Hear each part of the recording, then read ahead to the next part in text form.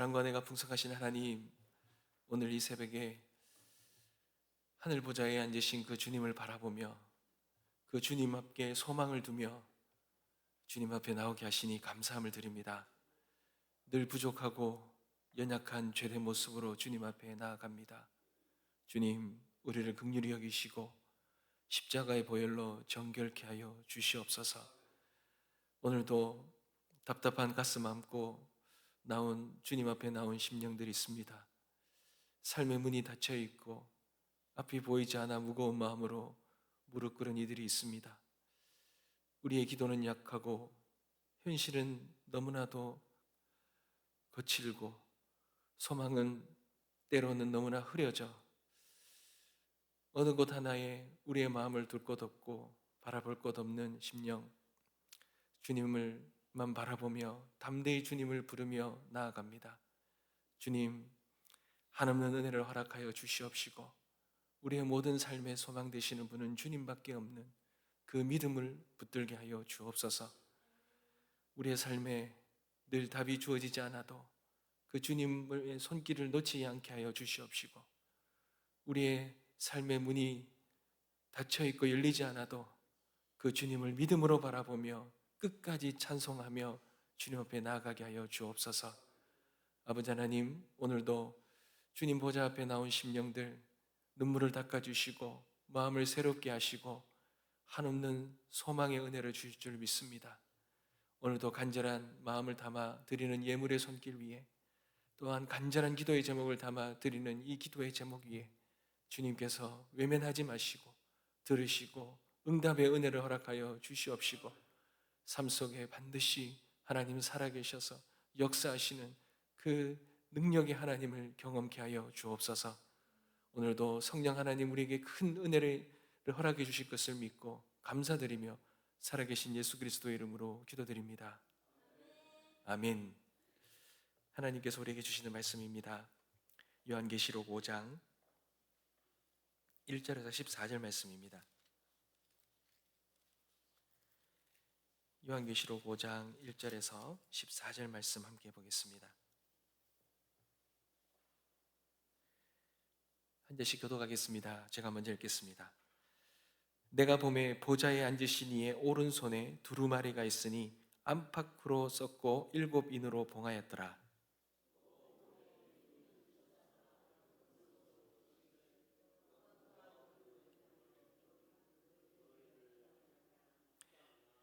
하늘 위에나 땅 위에나 땅 아래에 능히 그 두루마리를 펴거나 보거나 할 자가 없더라.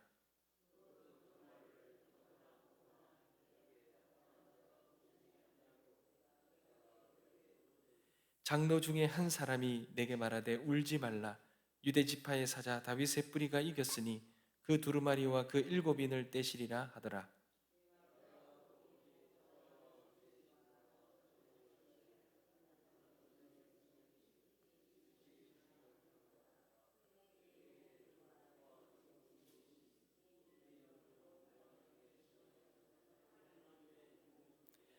그 어린 양이 나와서 보좌에 앉으신 이의 오른손에서 두루마리를 취하시리니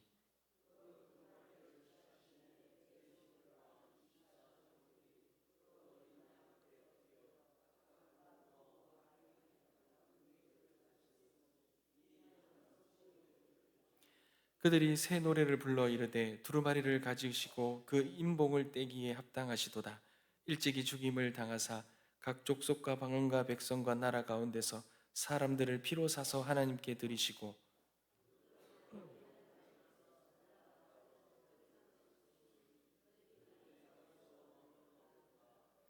내가 또 보고 들음에 보좌와 생물들과 장로들을 둘러선 많은 천사의 음성이 있으니 그 수가 만만이요 천천이라.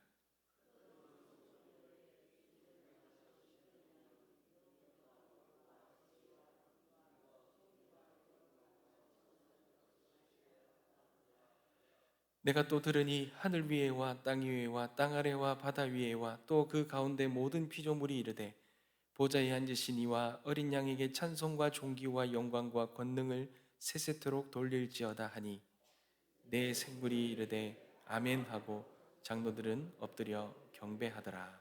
아멘.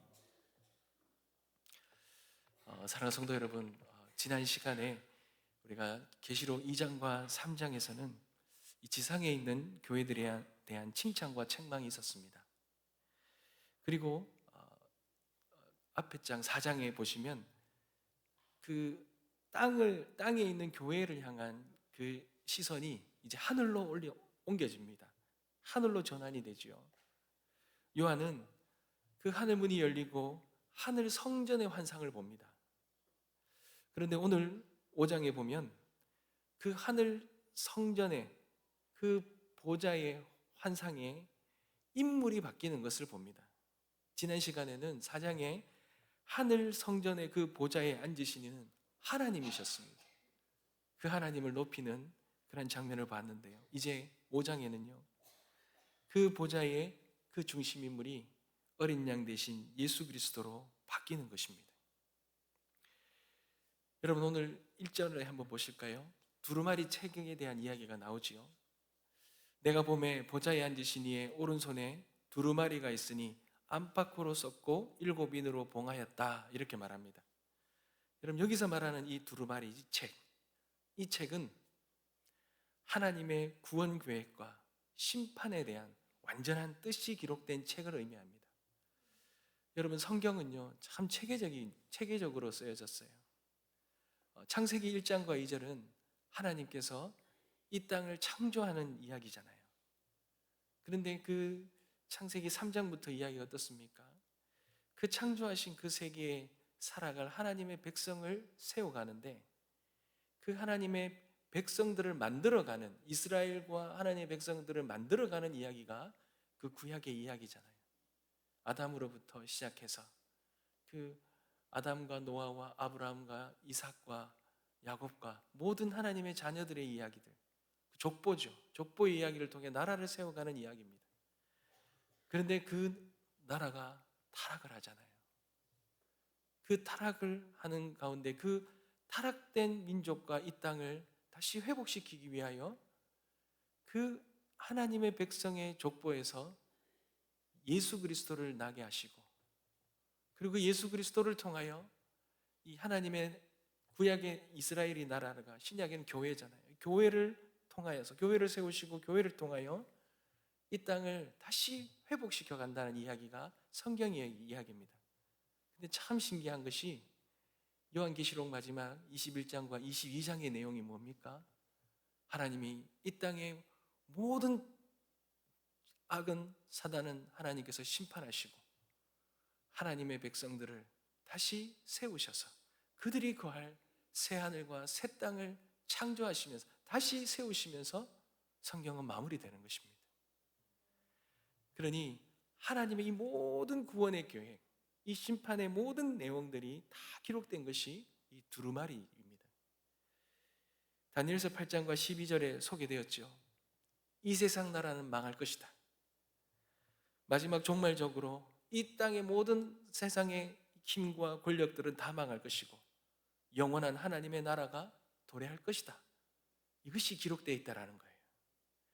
그러니 하나님의 구속사가, 하나님의 구속의 역사들이 이루어져서 온전한 하나님의 나라가 도래할 것이라는 이 하나님의 계획이 담긴 책이 이 두루마리 책인데, 이 두루마리 책이 세 가지 형태로 이루어져 있다고 그래요. 첫 번째는 이 두루마리 책이 어떻습니까? 보좌에 앉으신 하나님의 오른손에 있다, 이렇게 말합니다. 이 말은 하나님께서 전적으로 주권적으로 이 모든 것들을 다 쓰시고 결정하셨다라는 거예요. 하나님의 계획이라는 겁니다. 근데 이 두 번째는 이 두루마리의 안팎으로 다 쓰였다라는 것입니다. 이 말은 하나님이 여기에 모든 구원의 계획과 심판의 모든 내용들을 다 기록해 놓으셨다는 거예요. 특별히 심판에 대한 내용으로 가득 채워 놓으셨다는 거죠. 세 번째는 이것이 7인으로 봉인되어 있는데, 7인으로 봉인되어 있다는 말은 7자가 완전수잖아요. 완전히 봉인되었다. 완전히 이 두루마리 책이 절대적으로 이것이 봉인되어 있기 때문에 문제는 그 누구도 이것을 쉽게 열 수 없다라는 것입니다. 그것이 하나님의 계획이라는 것입니다. 여러분, 이 두루마리는 7인으로 봉인되었는데 이 봉인이 하나하나 떼어질 때마다 그 안에 기록된 심판이 이루어집니다. 그러니 이 심판으로 가득한 이 두루마리의 인봉을 열어야 이 땅의 사단과 죄악이 심판하실 것인데, 문제는 누구도 쉽게 열 수 없다는 거예요.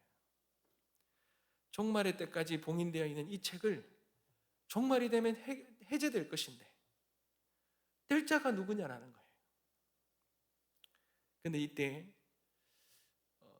이 5장의 가장 핵심적인 중요한 문제가 제시되지요.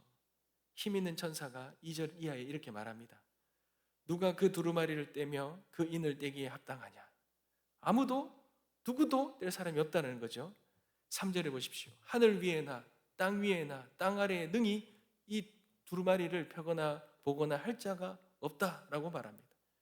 이 세상에는 그 인봉을 뗄 사람이 없다라는 거죠.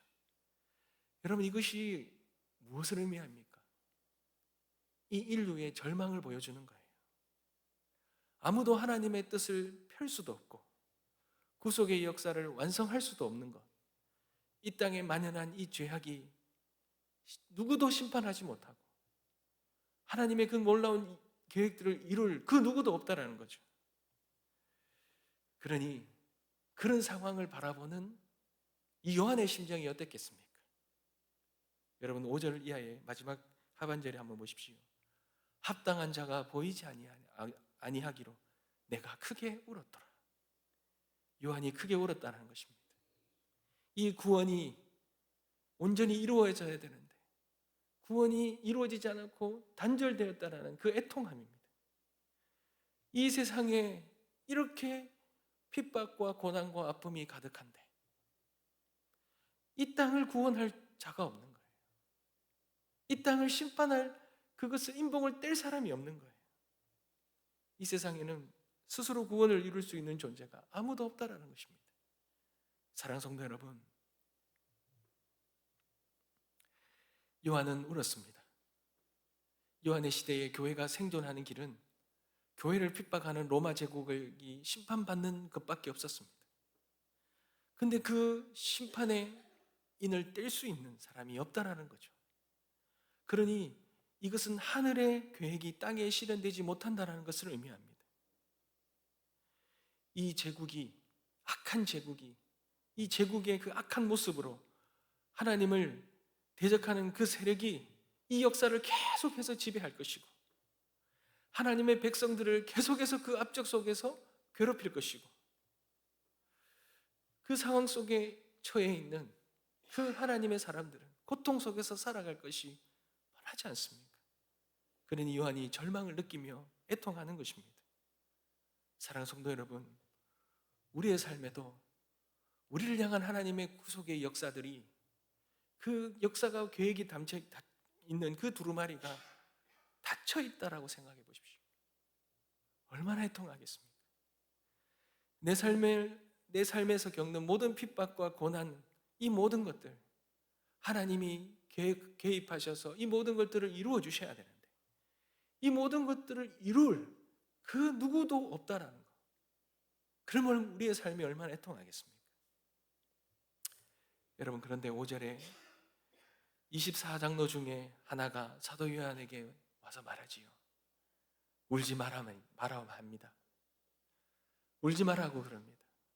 그리고 이 두루마리의 책을 펼 수 있는 분이 있다라고 희망의 소식을 다시 전하지요.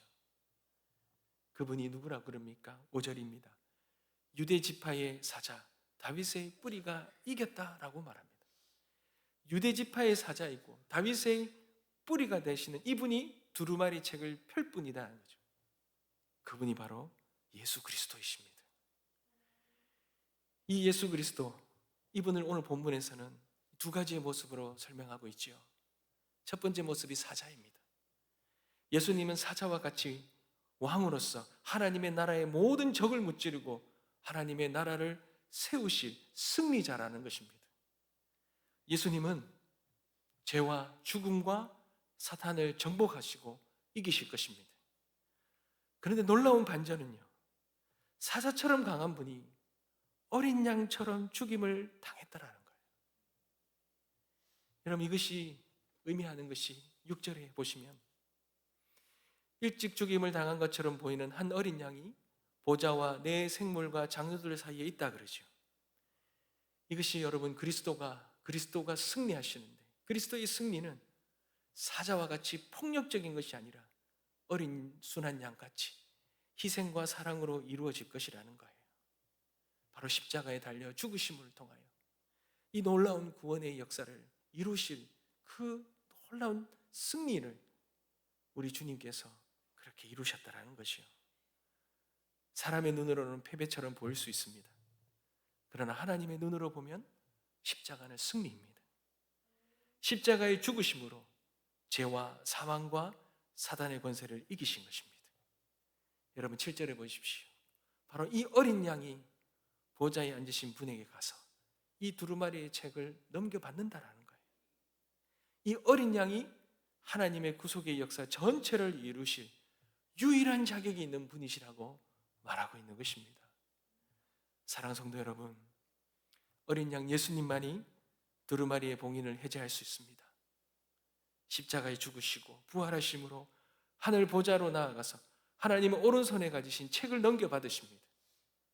그리고 예수님은 드디어 종말의 하나님 나라의 도래에 대한 하나님의 구속의 계획을 완전히 성취하실 것입니다.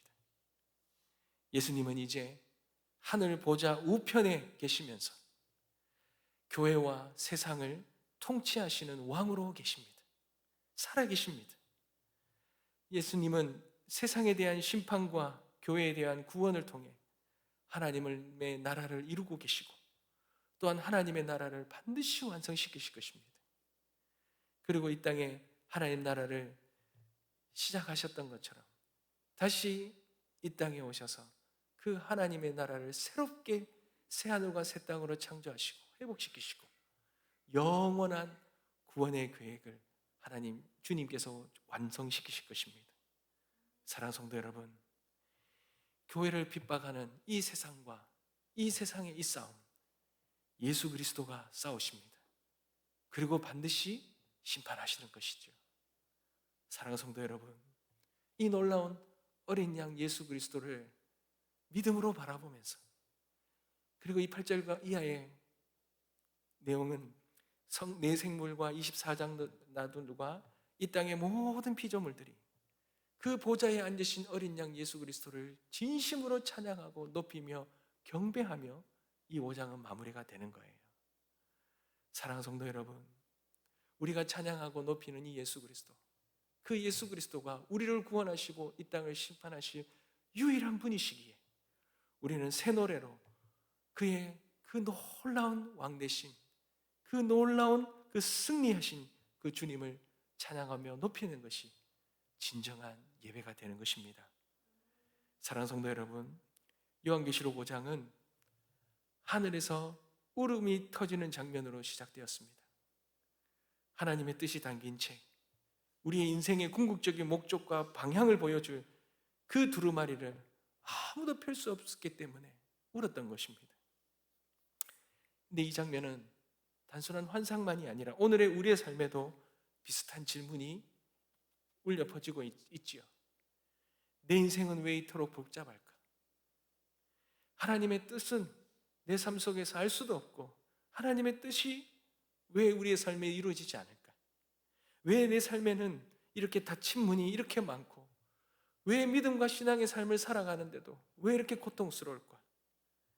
이런 질문들로 인하여 우리도 요한처럼 울고 있을 수 있습니다. 하나님은 침묵하시는 것 같고 그렇다고 나를 붙들어 줄 능력 있는 분은 보이지 않기 때문에 우리는 그때에 울 수 있습니다. 그러나 여러분, 오늘 이 말씀을 붙드시기 바랍니다. 그리고 천상에서 우리에게 들려주는 그 소리를 들으시기 바랍니다. 울지 말라. 유다 지파의 사자 어린 양이 이기셨다.